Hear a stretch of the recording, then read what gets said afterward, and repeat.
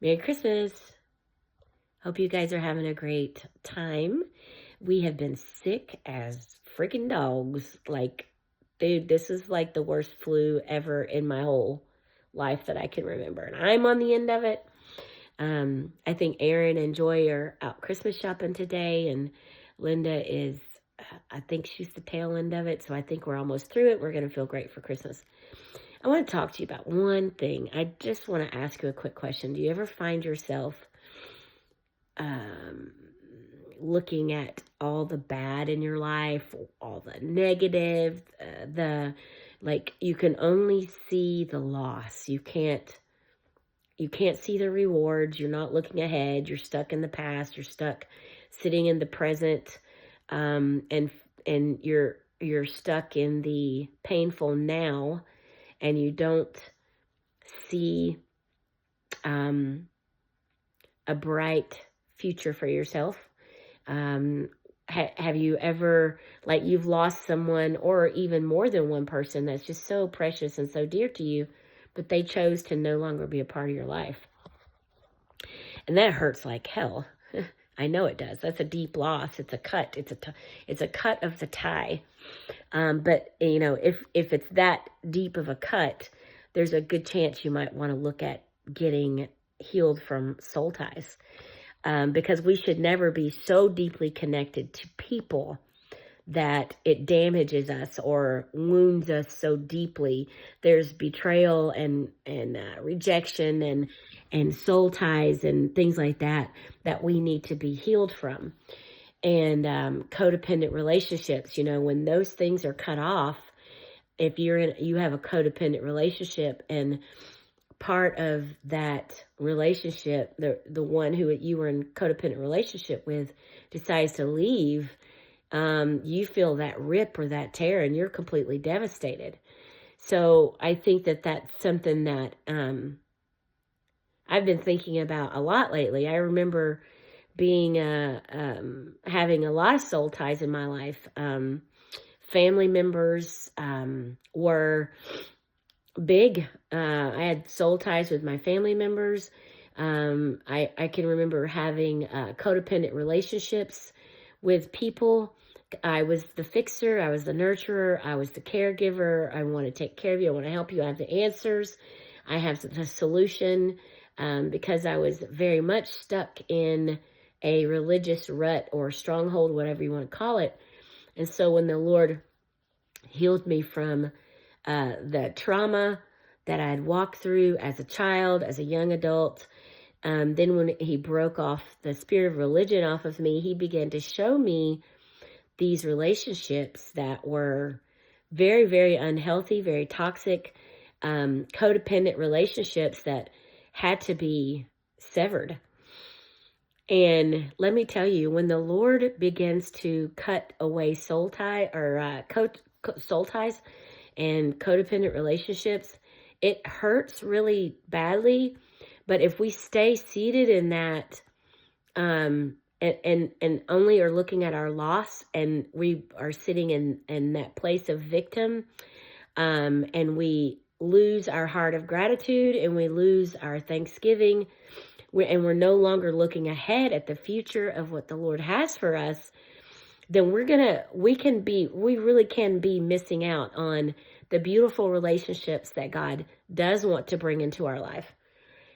Someone years ago complained a lot about the loss of a friend, and I knew that I was an amazing friend to this individual, because I loved this person so much, and I felt every time this individual would grieve or be stuck or deeply sad or whatever, and I'm looking into this person's life, and I'm like, you are so blessed. Don't you see? I'm right here. I'm right here. And I believe that this person really missed out on a treasure. And I'm not tooting my own horn. I'm saying I think this person has just really missed out on me and the gift of me, the gift of friendship with me.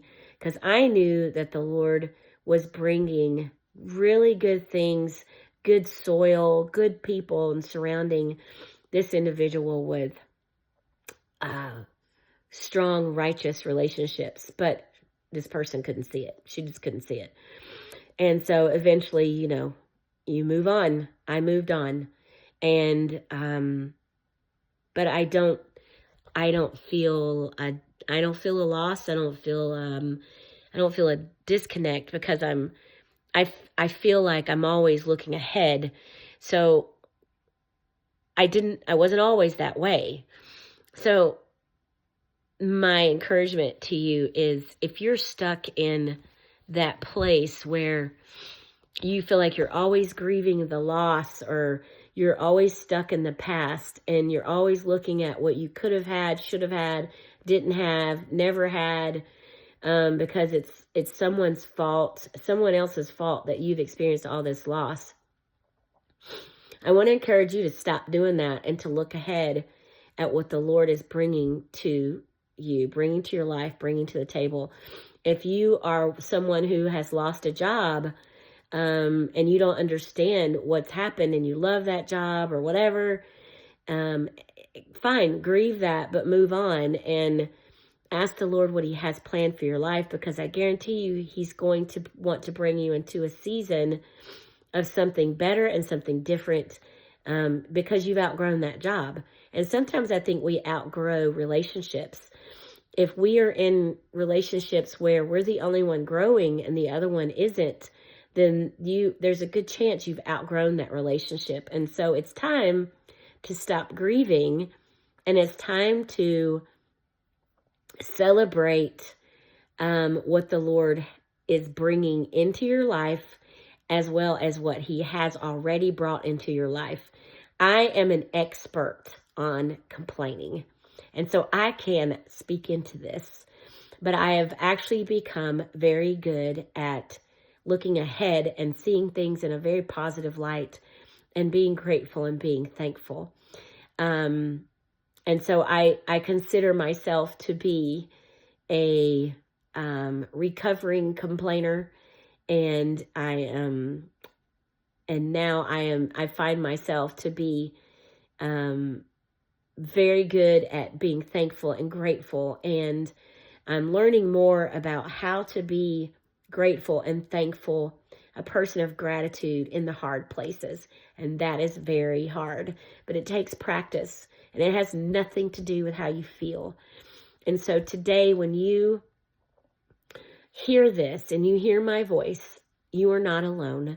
I know what it's like to experience trauma.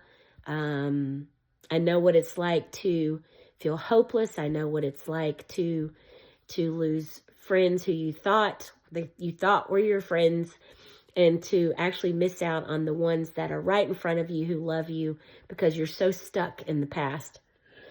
So let's move ahead together. And though life is sometimes very sucky, sometimes life is really, really, really hard, but in between the sucky and the hard, there's some good, because God is good. So I want to encourage you to chase him, to pursue the wild goose, and find out what the Lord has for you, because it can only be good. When things around you are bad and hard, you can find one thing to be thankful for. And that's how I overcame complaining, was finding one thing, and then two, and then three, and then four. And then the next thing you know, it's a habit. You form habits of gratitude.